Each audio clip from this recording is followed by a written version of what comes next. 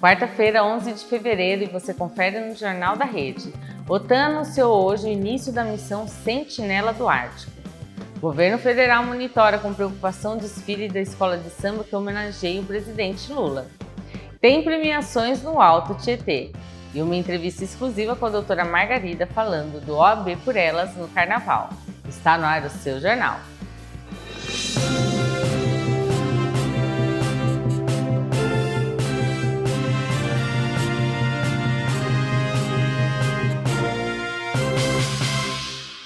A OTAN anunciou hoje o início da missão Sentinela do Ártico, uma operação militar para reforçar a vigilância e a defesa no extremo norte. A decisão ocorre após as fortes tensões geradas pelo presidente dos Estados Unidos, Donald Trump, que chegou a ameaçar a anexação da Groenlândia e acusou os aliados europeus de deixarem a região vulnerável ao avanço da Rússia e da China. O comandante supremo da Aliança na Europa, general Alexis, afirmou que a missão visa garantir a estabilidade em uma área estrategicamente crucial e ambientalmente desafiadora. A operação vai envolver o envio de embarcações, drones e a realização de exercícios militares na Groenlândia nas próximas semanas, liderados pela Dinamarca. O movimento é visto como uma resposta às críticas de Trump e uma demonstração da união dos países europeus para defender a soberania do território ártico. Reino Unido, França e Canadá também reforçaram o apoio à medida, que deve entrar na operação plena em breve. Um raro ataque a tiros em uma escola e em uma residência no Canadá, deixaram 10 pessoas mortas e outras 25 feridas nessa terça.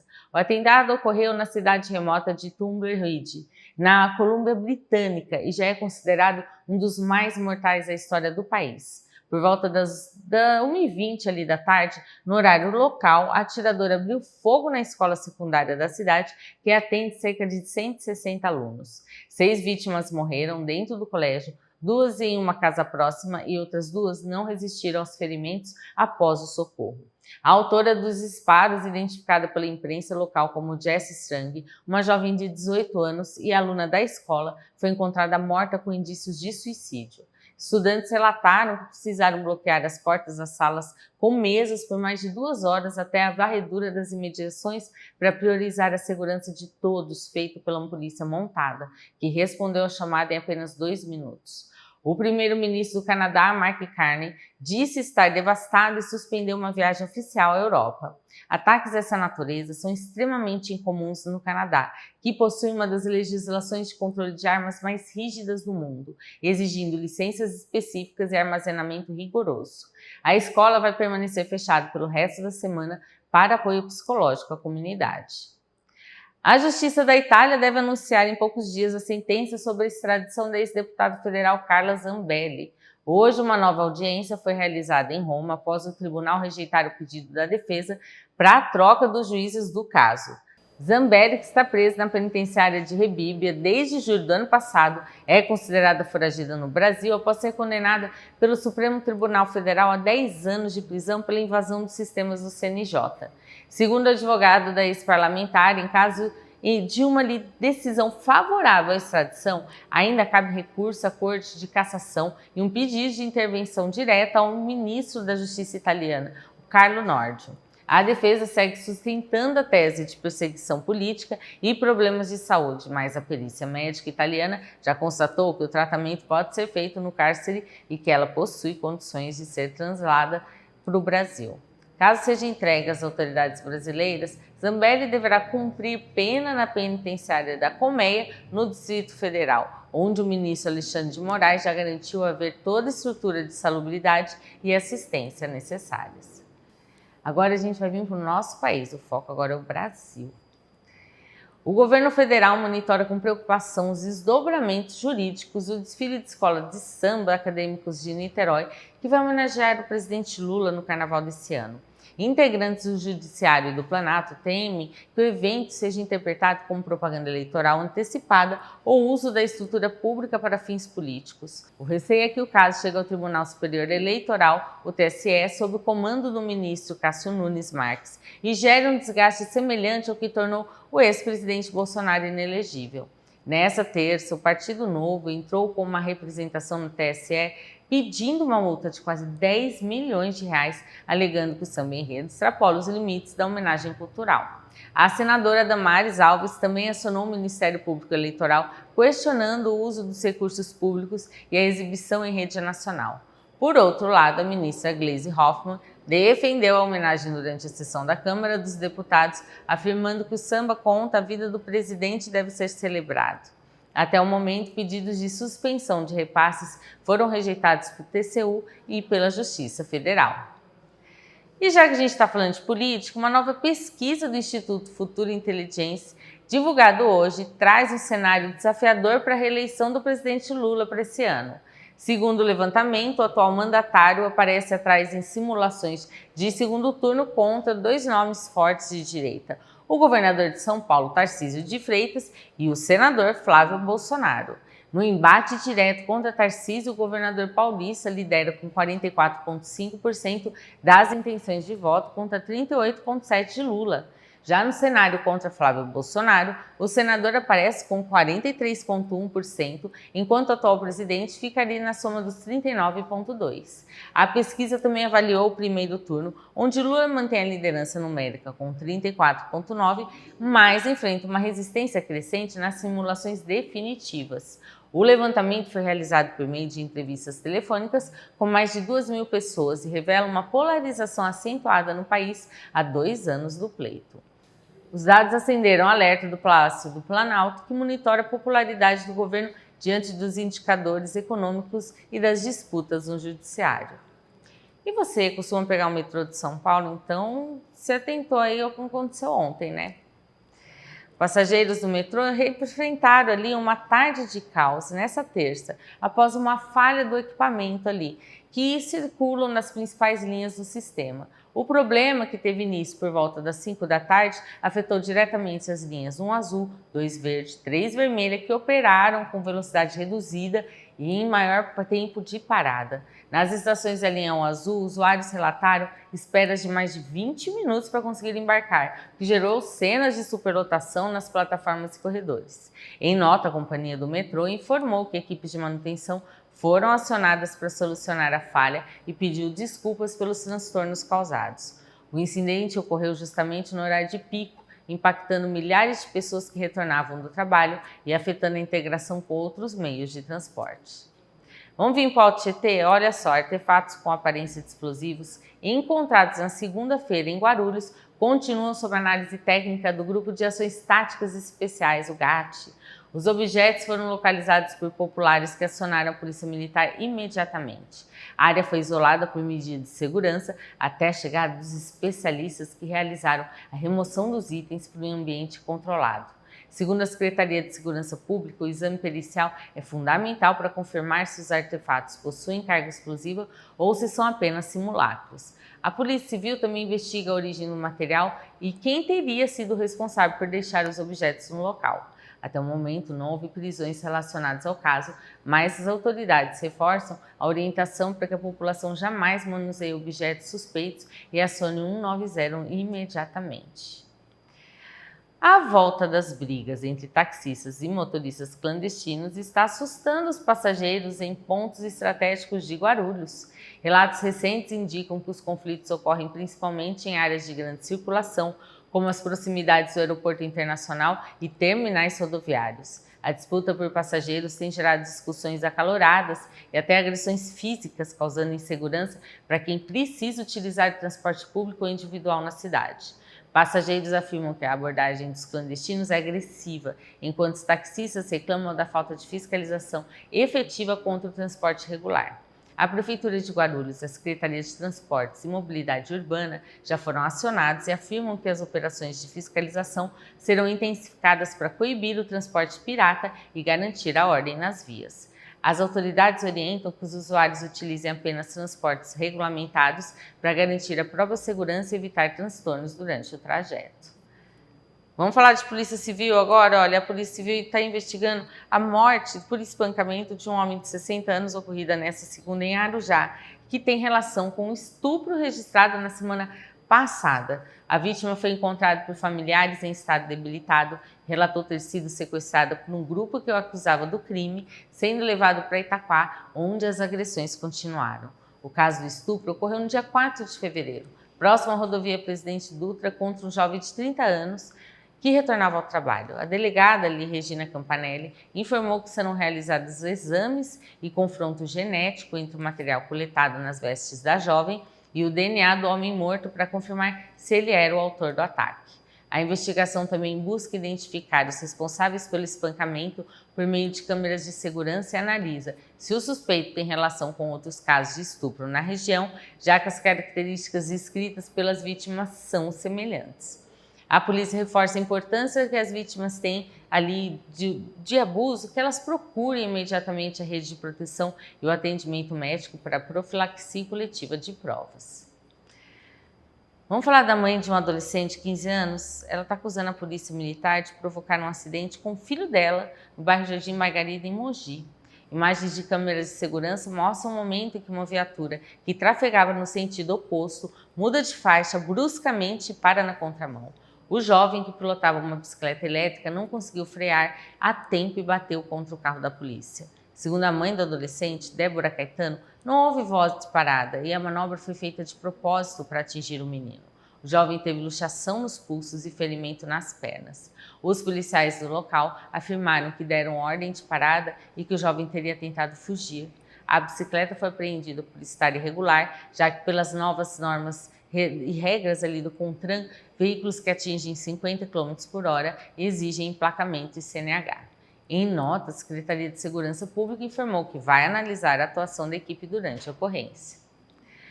A Prefeitura de Suzano retomou no início da noite desta terça o serviço de coleta de lixo em toda a cidade. A medida foi possível após o prefeito Pedro Ixi assinar um contrato emergencial com a empresa Trupe Brasil, que assume os trabalhos pelos próximos 6 meses. O repasse mensal será de R$ 5.300.000. A mudança ocorre após o município decretar estado de calamidade ambiental e sanitária e realizar uma intervenção na antiga concessionária, a Renova, que estava com serviços paralisados desde o dia 5 de fevereiro. Nessa primeira etapa, 12 caminhões já estão nas ruas atendendo bairros como Jardim Imperador, Monte Cristo e Revista. Nessa quarta, o foco das equipes está sendo a região norte do município. A expectativa da administração é que a situação esteja completamente normalizada até amanhã. Além da coleta domiciliar, a nova empresa também será responsável pela varrição de ruas, limpeza de bueiros e manutenção dos ecopontos. E no próximo bloco tem premiações no Alto Tietê e mais vagas para jovem aprendiz na Secretaria de Desenvolvimento Econômico em Suzano. Mas é já no seu Jornal da Rede.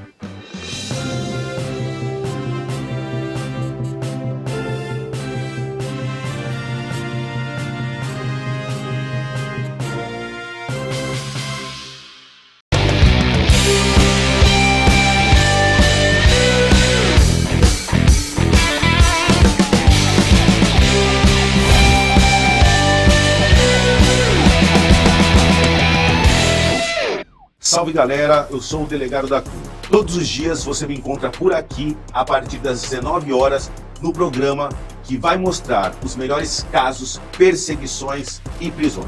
O dia a dia de quem protege vocês. Não perca Pra Cima Deles com o delegado da Cunha.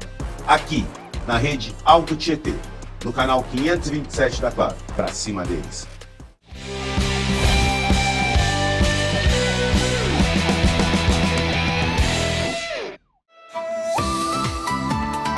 O sol não perdoa. E nos dias mais quentes do ano, seu corpo pede por algo que devolva a energia sem pesar na rotina. Você não quer apenas comer, você quer se sentir renovado. Conheça o segredo da máxima refrescância para o seu verão, Moyashi Goro. O Moyashi Goro é o ápice da pureza. Cultivado de forma totalmente hidropônica, ele cresce sem qualquer contato com a terra. É um processo limpo, onde cada broto se desenvolve apenas com o que a natureza tem de melhor. Água fresca e cristalina. Sem aditivos, sem conservantes e sem truques. É a vitalidade da água transformada em alimento. Esqueça das saladas comuns. Estamos falando de uma explosão de textura.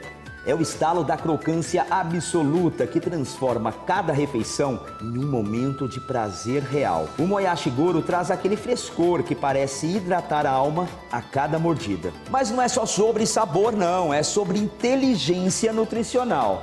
Este é um alimento vivo, rico em fibras, carregado de vitaminas e com um mínimo de calorias. É o combustível puro que o seu corpo exige para manter o ritmo, fortalecendo a saúde enquanto você aproveita o melhor da estação. Neste verão, não aceite o básico, eleve o nível do seu prato com a segurança de um cultivo impecável. Escolha o vigor, escolha a leveza. Moyashi Goro, a definição definitiva de crocância. Procure hoje mesmo no setor de hortifruti. Goro, fazendo sempre o melhor para você.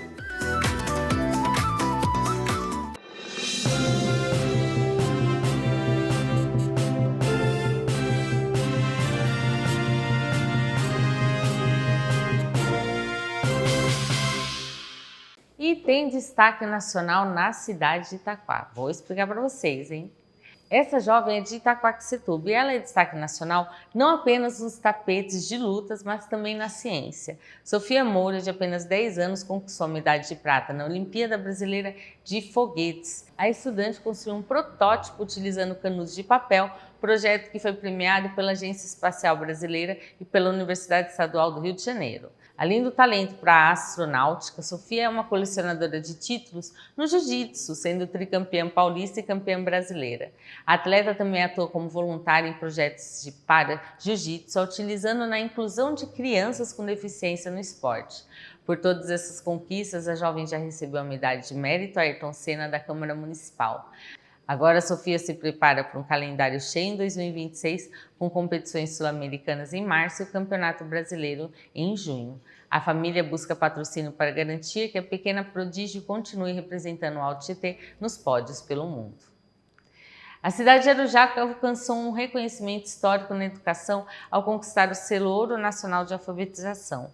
O título foi concedido pelo Ministério da Educação em parceria com o Instituto Nacional de Estudos e Pesquisas Educacionais, o INEP. A premiação reconhece os municípios que atingiram as metas mais rigorosas de alfabetização das crianças até o 2º ano do ensino fundamental. Segundo a Prefeitura, esse resultado é fruto do investimento em formação continuada para os professores e na implementação de novos materiais didáticos na rede municipal.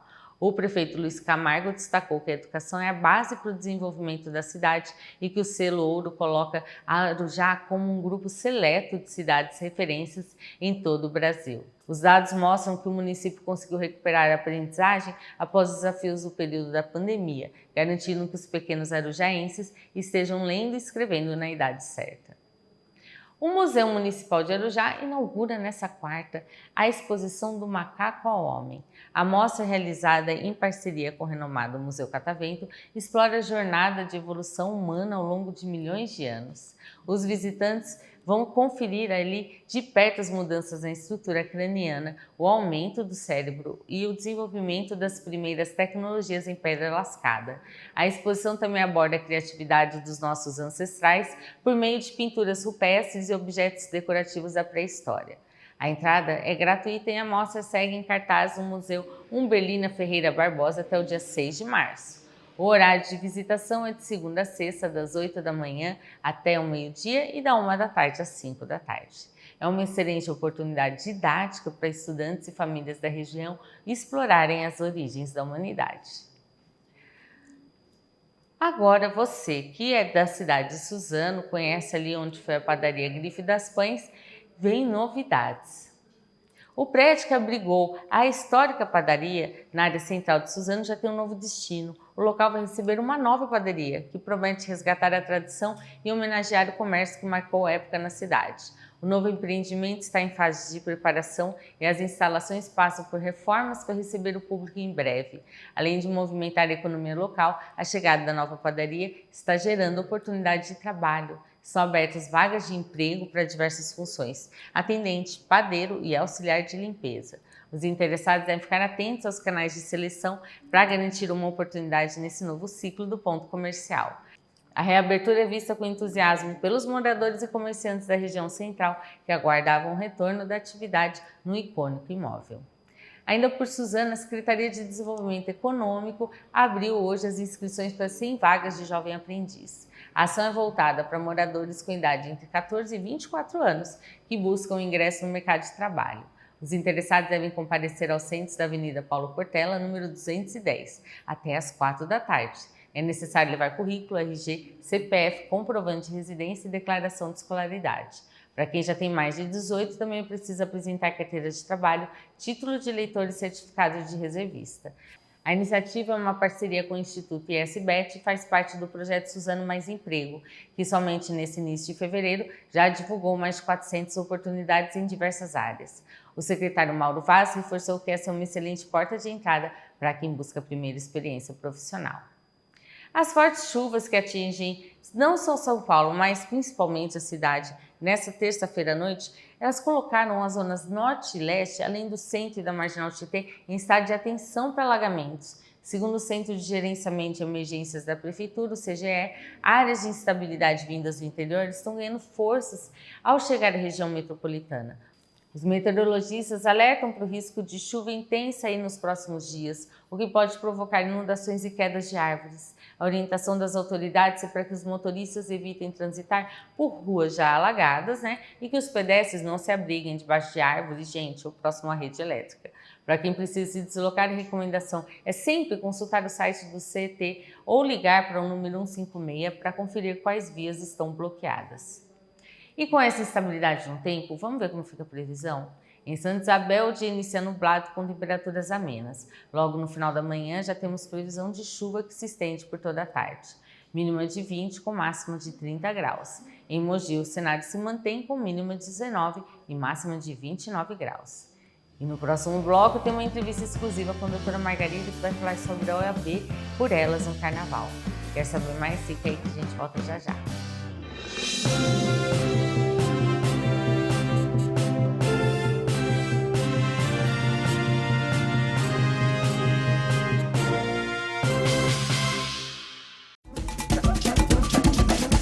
Vem aí, o Carnaval do Clube Suzaninho. Muita alegria, segurança e diversão para toda a família, em um dos clubes mais tradicionais da cidade. Prepare-se para noites inesquecíveis de folia, com muita música, animação e estrutura completa. E tem atração especial. Show com Salgadinho, um dos grandes nomes do samba e do pagode nacional, pra ninguém ficar parado. A programação começa no dia 6 às 18 horas, com o Grito de Carnaval, no restaurante Sabor e Gole, dentro do clube. E o Grande Carnaval acontece nos dias 14, 15, 16 e 17, sempre a partir das 21 horas, com várias atrações e sorteios especiais. O Carnaval do Suzaninho conta com o apoio e a divulgação da emissora Rede Alto Tietê, no canal 527 da Claro e YouTube. Garanta já o seu ingresso pelo Clube do Ingresso e viva o melhor carnaval da região.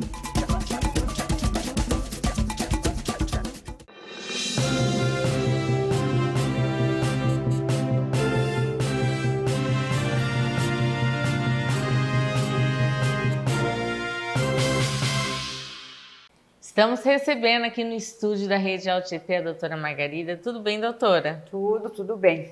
A doutora Margarida é advogada, o pessoal da região do Alto Tietê conhece, tem um trabalho aí à frente. Nossa, quanta coisa você faz parte, né, doutora Margarida? Sim, bastante. Sempre na defesa da mulher, assim, você está como presidente esse ano. Da Comissão da Mulher Advogada, há 19 anos. Estou como secretária do Conselho Municipal dos Direitos da Mulher, coordenadora do Departamento da Mulher, responsável pela Sala Rosa, tudo voltado à mulher. Mas não deixe de atender os homens também. Com certeza, a gente precisa orientar. Com certeza. Mas a doutora Margarida veio hoje aqui no estúdio porque a gente vai começar aí os dias, o feriadão de carnaval, sim, né? Sim. E assim, é um momento que precisa ter um olhar diferente aí para as mulheres, porque também é um momento histórico de que a gente vê de muito assédio. Assédio, violência, desrespeito com as mulheres, né? Então a gente não quer que aconteça isso, que ela não fique desamparada, né? Isso. Então, pelo segundo ano, né, Sim. a OAB vem fazendo o OAB por Elas. Isso. É encabeçado, né, pela OAB de São Paulo, Comissão da Mulher Advogada de São Paulo, são vários municípios e nós estamos todos engajados para, assim, alegria sim, assédio não. Isso, e precisa ser assim, né? Sim. Tem ali festas, bloquinhos, tem desfile de escola de samba. Sim. Em São Paulo acaba sendo numa proporção muito maior, Muito maior, né? Tanto que algumas pessoas de todas as regiões, do Alto Tietê, Vale do Paraíba, nossa, às vezes vem o pessoal de interior de São Paulo, vem porque assim, em São Paulo tem uma concentração muito grande. Muito grande. Tem aqueles bloquinhos de rua muito famosos. Sim. Tem o próprio desfile no sambódromo ali. E acontece que, assim, as pessoas estão ali para se divertir, dançam, estão com suas fantasias e tudo mais, mas tem ali o pessoal que abusa. Exatamente. Então, é isso que nós, advogadas, nós não queremos, né? Sim. E nossa cidade de Suzano aderiu também. Não será presencial, será remoto, né? E isso é muito importante, a gente orientar essas mulheres, elas não se desesperar com esse assédio, porque infelizmente hoje o desrespeito é muito grande, tanto que a gente vê nas reportagens de violência doméstica crescendo muito, feminicídio. Então nós juntas e com o apoio de vocês, que é muito importante, do jornal, eu sempre estou aqui, eu agradeço muito pelo convite e apoio da nossa cidade, né?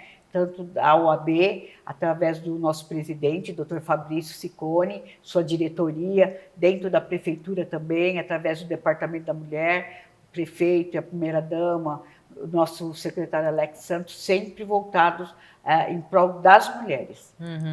A OAB de São Paulo, ela vai disponibilizar ali o canal de atendimento, Sim. Tem o próprio site da OAB de São Paulo. Tem mulheres que elas sofrem ali um assédio, alguma importunação e gritam, berram, chamam atenção, mas tem aquelas que se fecham, que não sabem o que fazer, que se desesperam. Então, esse OAB por Elas é para trazer uma orientação para elas. É só orientação.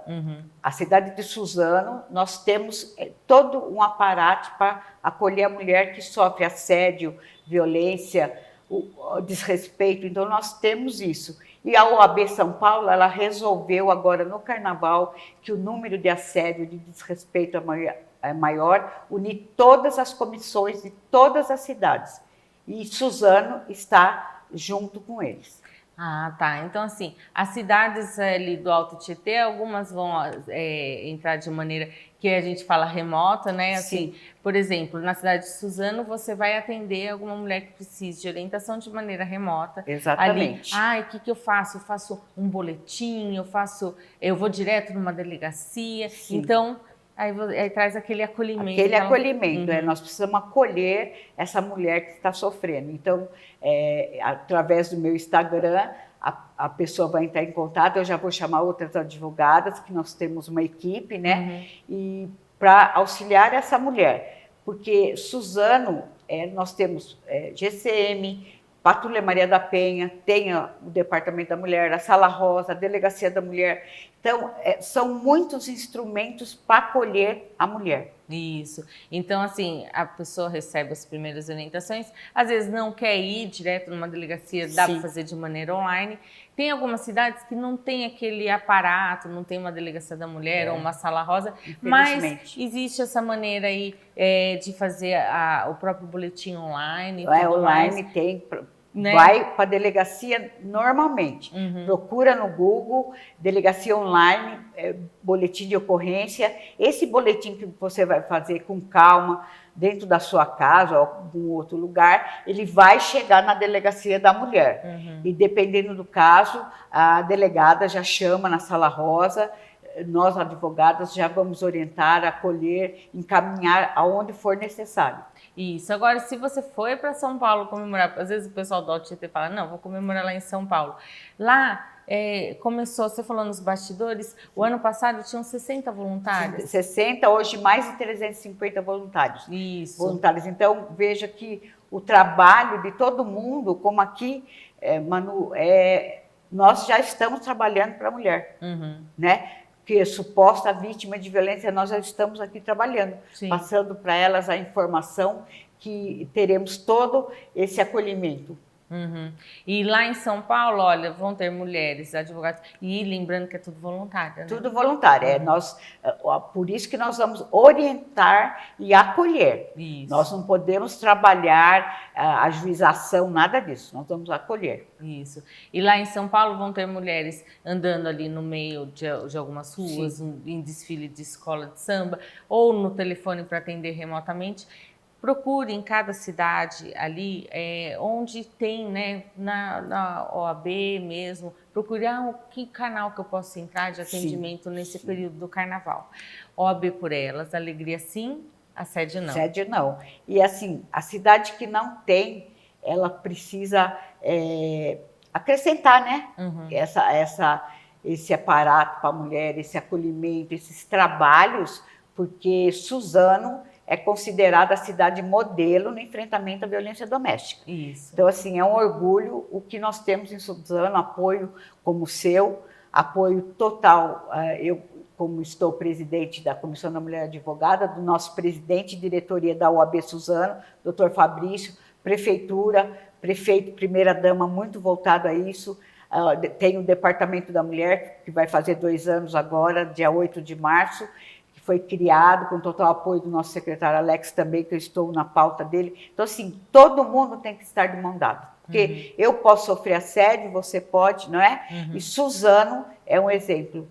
Isso, e as outras cidades do Alto Tietê, se você tem alguma dúvida, procure aí a OAB, porque eles vão passar os canais de atendimento. Sim, vou passar tudo. Isso. Exatamente, como você vai deixar aqui também, né? Com certeza, e você foi comemorar lá em São Paulo, vai para lá também, aí já é um aparato maior, porque a cidade é maior, recebe muito muita maior, gente. E o evento é enorme, né? Com certeza. Que recebe pessoal do Brasil inteiro. Então, nós não teremos bloco de rua, carnaval de rua, então o nosso atendimento na cidade de Suzano será remoto através do meu Instagram. Doutora Margarida, eu quero agradecer a sua participação aqui no jornal, você é sempre bem-vinda aqui na Rede Alto Tietê para orientar o pessoal, assim, as mulheres, mas sabendo que não é uma orientação, na verdade, geral. Porque servem para os homens também, né? Sim, sim, serve para todo mundo, né? Essa orientação, o homem vai pensar, né? Que está todo mundo de olho, que vamos viver um carnaval feliz, né? Felicidade sim, assédio não. Isso, com certeza. E olha, o jornal fica por aqui, né? Sim. Vamos finalizar aqui. Ó, a doutora Margarida, no carnaval, vai comemorar, mas vai estar de prontidão aí para atender quem precisa. Com certeza. E seu Jornal da Rede fica por aqui. Uma ótima noite para vocês. Te vejo amanhã.